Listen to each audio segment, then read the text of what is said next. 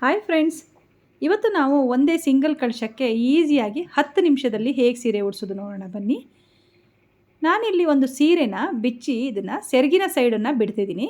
ಮತ್ತೊಂದು ಸೈಡನ್ನು ಫ್ಲೀಟ್ ಮಾಡ್ಕೋಬೇಕು. ಈ ಥರ ಚಿಕ್ಕದಾಗಿ ಎಲ್ಲ ಫ್ಲೀಟ್ಗಳು ಒಂದೇ ಸೈಜಲ್ಲಿ ಬರೋ ಥರ ಫ್ಲೀಟ್ ಮಾಡ್ಕೊಳ್ಳಿ. ಎಲ್ಲವನ್ನು ಜೋಡಿಸ್ಕೊಂಡಾದಮೇಲೆ ನೀವು ಎರಡೂ ಸೈಡನ್ನು ಅದನ್ನು ಕ್ಲಿಪ್ ಹಾಕಿ ಸೆಕ್ಯೂರ್ ಮಾಡ್ಕೊಳ್ಳಿ.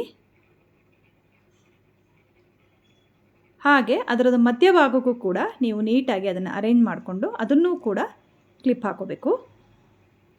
ಹಾಗೆ ಈಗ ಸೆರ್ಗಿನ ಸೈಡನ್ನು ತೊಗೊಂಡು ಅದನ್ನು ನಾವು ಹೇಗೆ ಸೆರ್ಗ್ ಹಾಕೋತೀವೋ ಆ ಥರನೇ ಚಿಕ್ಕ ಚಿಕ್ಕದಾಗಿ ಫ್ಲೀಟ್ ಮಾಡಿ ಅದಕ್ಕೂ ಕೂಡ ನೀವು ಕ್ಲಿಪ್ ಹಾಕೊಳ್ಳಿ.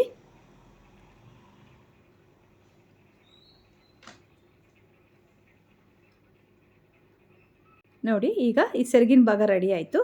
ಇದಾದಮೇಲೆ ನೋಡಿ, ಇದನ್ನು ಕಳಶ ಕೂಡ್ಸೋಕ್ಕಿಂತ ಮುಂಚೆನೇ ಈ ಥರ ರೆಡಿ ಮಾಡಿ ಇಟ್ಕೊಂಡ್ರೆ ತುಂಬ ಈಸಿ ಆಗುತ್ತೆ.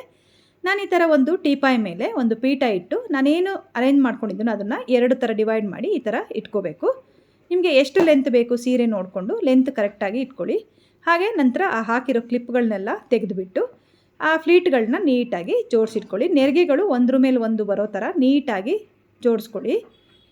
ಆಮೇಲೆ ನಾನು ಒಂದು ಚಿಕ್ಕ ಬಿಂದಿಗೆ ತೊಗೊಂಡಿದ್ದೀನಿ. ಬಿಂದಿಗೆ ಅಥವಾ ಕಳಶ ಏನು ಬೇಕಾದ್ರೂ ತೊಗೋಬೋದು. ಅದಕ್ಕೆ ಒಂದು ಬ್ಲೌಸ್ ಪೀಸನ್ನು ಸುತ್ತಿ ಇಟ್ಕೊಂಡಿದ್ದೀನಿ. ಹಾಗೆ ಫಸ್ಟೇ ನೀವು ಇದನ್ನು ಡಾಬ್ ಹಾಕ್ಕೊಂಡು ಅದಕ್ಕೆ ಈ ಸೆರ್ಗನ್ನು ನೋಡಿ ಈ ಥರ ನೀವು ಸೆಕ್ಯೂರ್ ಮಾಡ್ಕೋಬೇಕು. ಹಾಗೆ ನಿಮಗೆ ಇದಕ್ಕೆ ಏನು ಅಲಂಕಾರ ಬೇಕು, ನಿಮ್ಮ ಸರಗಳನ್ನ ಯಾವ್ದು ಬೇಕಾದರೂ ಹಾಕೋಬೋದು. ಹಾಗೆ ನಿಮಗೆ ಏನೇನು ಅಲಂಕಾರ ಬೇಕು ಅದು ಮಾಡ್ಕೋಬೋದು. ತುಂಬಾ ಈಸಿ ಆಗುತ್ತೆ ಇದು. ಯಾರದೇ ಹೆಲ್ಪ್ ಇಲ್ಲದೇ ನಾವು 10 ನಿಮಿಷದಲ್ಲಿ ಆರಾಮಾಗಿ ಲಕ್ಷ್ಮೀ ದೇವಿಗೆ ಸೀರೆ ಉಡಿಸ್ಬೋದು. ಫ್ರೆಂಡ್ಸ್, ಈ ವಿಡಿಯೋ ನಿಮಗೆ ಲೈಕ್ ಆಗಿದರೆ ನನ್ನ ವಿಡಿಯೋನ ಲೈಕ್ ಮಾಡಿ ಹಾಗೂ ನಿಮ್ಮ ಫ್ರೆಂಡ್ಸ್ಗಳಿಗೂ ಶೇರ್ ಮಾಡಿ. ನನ್ನ ಚಾನಲ್ನ ಸಬ್ಸ್ಕ್ರೈಬ್ ಮಾಡ್ಕೊಂಡಿಲ್ಲ ಅಂದರೆ ನನ್ನ ಚಾನಲ್ನ ಸಬ್ಸ್ಕ್ರೈಬ್ ಮಾಡ್ಕೊಳ್ಳಿ. ಫ್ರೆಂಡ್ಸ್, ಎಲ್ಲರೂ ಈ ವರಮಹಾಲಕ್ಷ್ಮಿ ಹಬ್ಬಕ್ಕೆ ಲಕ್ಷ್ಮೀ ದೇವಿಗೆ ಚೆನ್ನಾಗಿ ಅಲಂಕಾರ ಮಾಡಿ ನಾವೆಲ್ಲರೂ ದೇವಿಯ ಆಶೀರ್ವಾದ ಪಡ್ಕೊಳ್ಳೋಣ.